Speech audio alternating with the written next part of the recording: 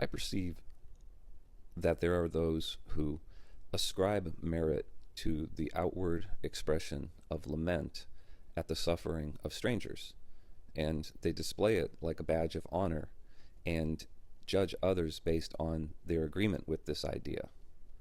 It's kind of a system inspired normie trope that forces people into giving up louche or facing social sanction.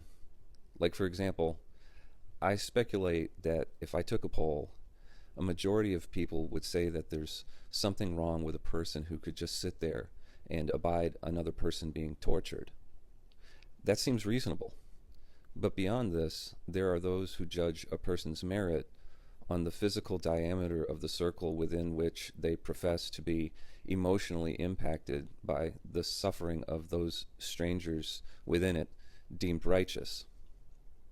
To certain individuals, there is merit in openly wearing the weight of the world, and depravity in being free from it. I deem them as agents of the money and louche harvesting system, because the system wants you to care so that you will put your energy into it and protect and support it.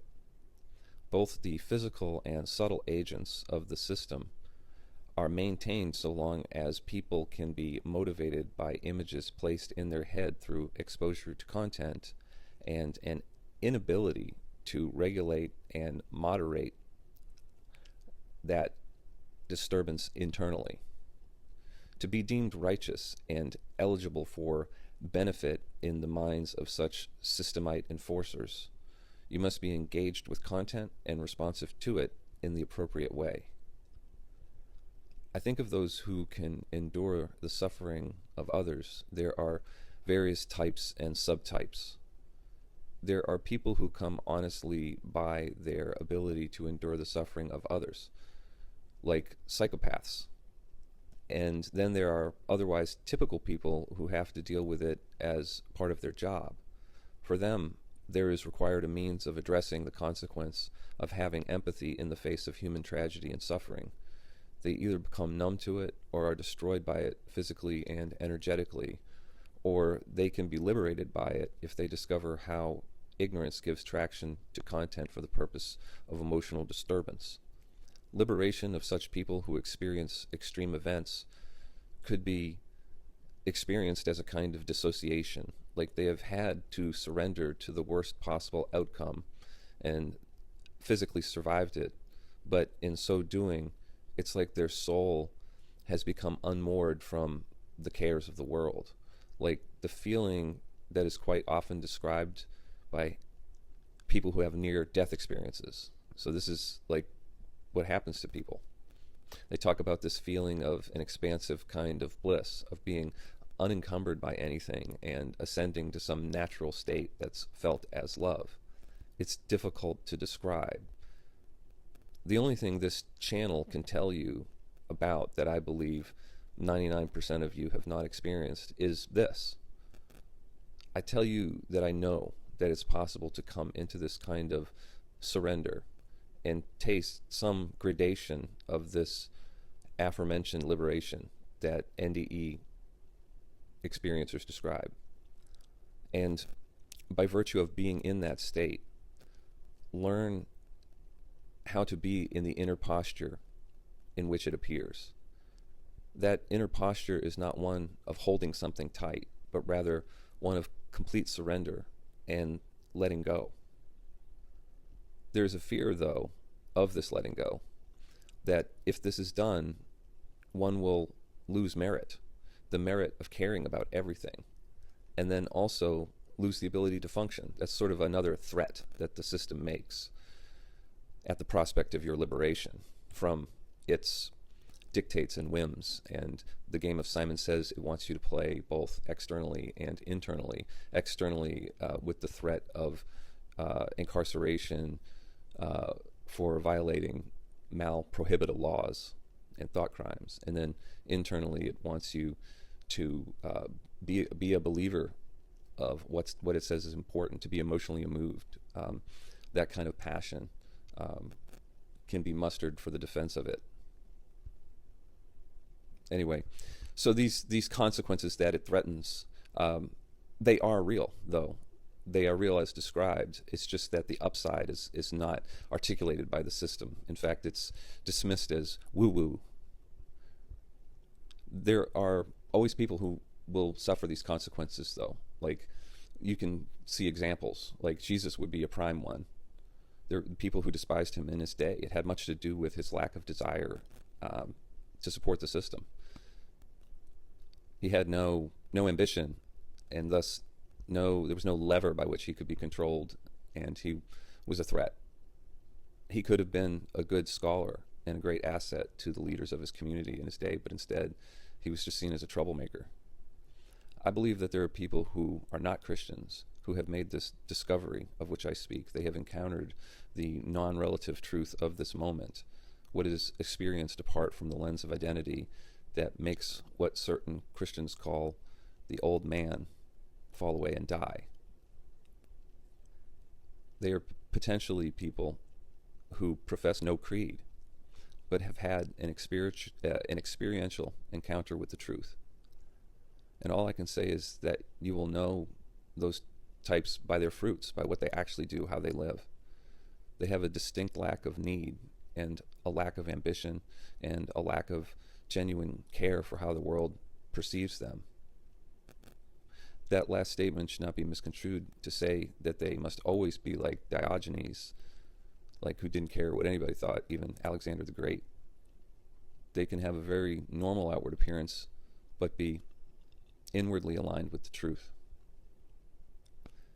Getting back to psychopaths, of them there are those who would not seek out human suffering, but just happen to have the ability to endure it by the way their brain works.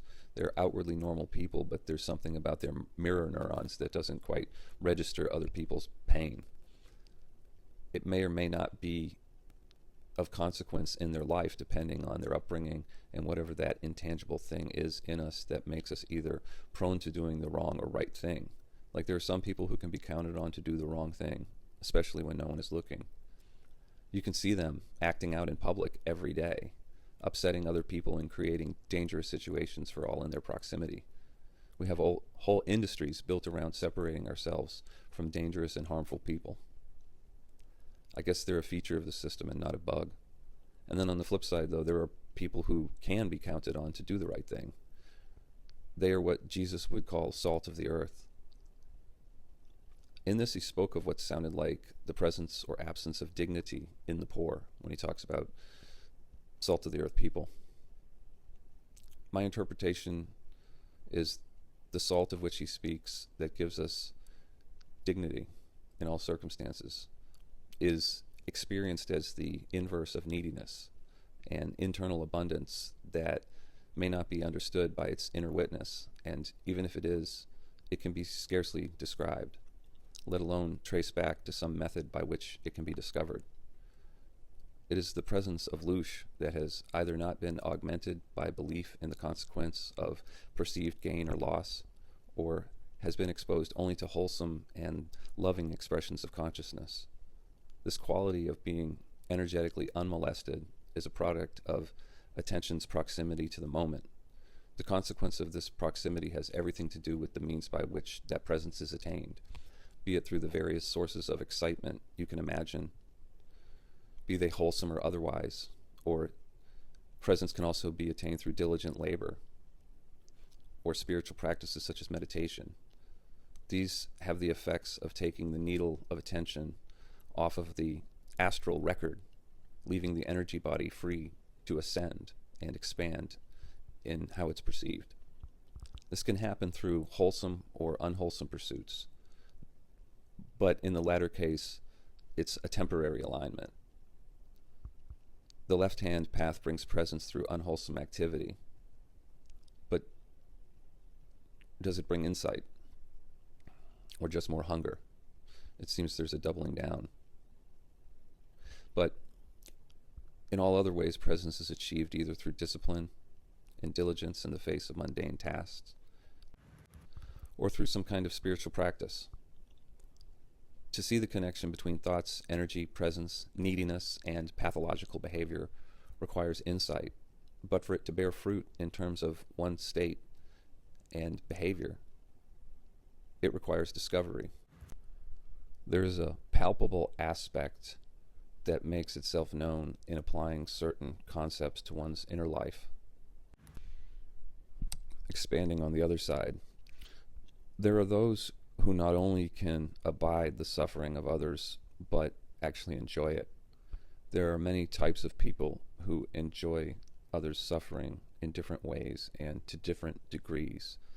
There are softer kinds of sadists who have no trouble being accepted in society.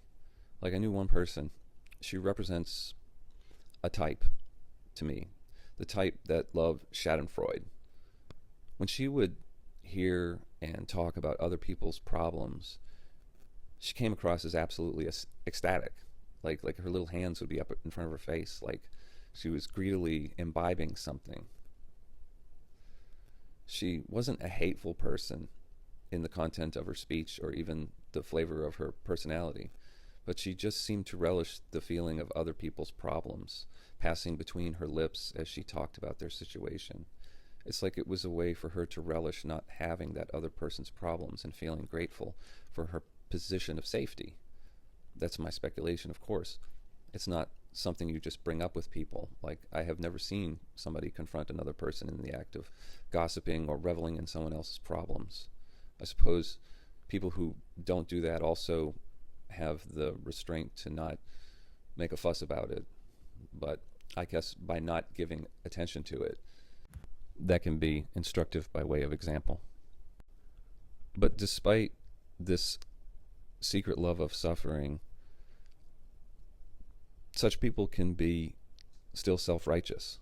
Like, if you are exposed to certain information of other people's suffering and you don't make a representation of condemning the source of it, and you don't confess to be emotionally moved by exposure to the fact, you're labeled as a bad person by these types of folks. Like, it's your obligation in the face of exposure to human suffering to be emotionally tortured into giving up the loosh. That's the system, the pressure. But as previously stated, there are all types of people who are not moved by human suffering, some of whom society would consider quite upstanding. In fact, to the extent that we know there is always something going on that will break our hearts if we zoomed in on it enough, we are ignoring suffering. And of course, technology gives us an acceleration of these opportunities to zoom in. But if it doesn't relate to us, we can leave it alone. This is the relationship we have to have with the material world and the goings on in it if we want to have any peace. Like, we can't allow our emotions to get perpetually hijacked by the unsavory happenings in the world. Like, by the same token, this is the relationship we should have with other people's suffering, that we don't need to take it all in. There's no end or shortage to bad events, and so if to be righteous means to imbibe all of them, then there is no one righteous among us, because nobody could handle taking it all in. Only those pretending to, and perhaps those who have driven themselves insane in the attempt. The fact is that if we want to have sovereignty over our souls, that is, our energy bodies, to put it in subtle but more concrete terms, we must have a similar relationship to thoughts as we have with people. All of us have the ability to ignore the suffering of others to some extent. As we become unmoored from the physical necessities of life that keep us a bit present with being busy, we are subject to greater influence from the astral. Like, these little necessities in life that keep us busy, they keep our attention a little bit removed from the astral. And, in prosperity, we can lose the need to engage in these tasks. We can just throw money at them instead and have all the time we want. But this can be a danger. People have a greater ability in prosperity to fulfill all their desires. And so the results can be, or is, in ignorance, the result is a jadedness that requires ever more and ever different. It's like the danger of addiction, or it's the same danger as addiction. It is to unwittingly seek an easy path to presence without understanding the connection between the enjoyment and the alignment, but rather connecting that enjoyment with the object of desire. In prosperity and addiction, we have the opportunity to press the pleasure button enough times for it to lose its effectiveness. There is suffering in the inability to escape the astral without an outside lever. The only way to really escape astral influence is to no longer be unconsciously identified with the thought I, which is the relational agent, without which there's no connection to the passing thoughts. You have to realize experientially that you are the awareness in which that I appears, and thus you are not that. The trick is to be able to do this without a bad outcome, the examples of which are many and varied, which can be, you can research it, right? It used to be that you had no way of really knowing about these things without traveling or getting deep into a library or having a book collection and be well read. But now you can just look it up. Yeah, there are bad spiritual outcomes. It does not come without warning. Like when we physically stop, the mind begins to catch up with attention a bit. And if the aforementioned moral imperative that insists that there is merit to suffering is present, then thoughts of problems will get fed via the straw of attention.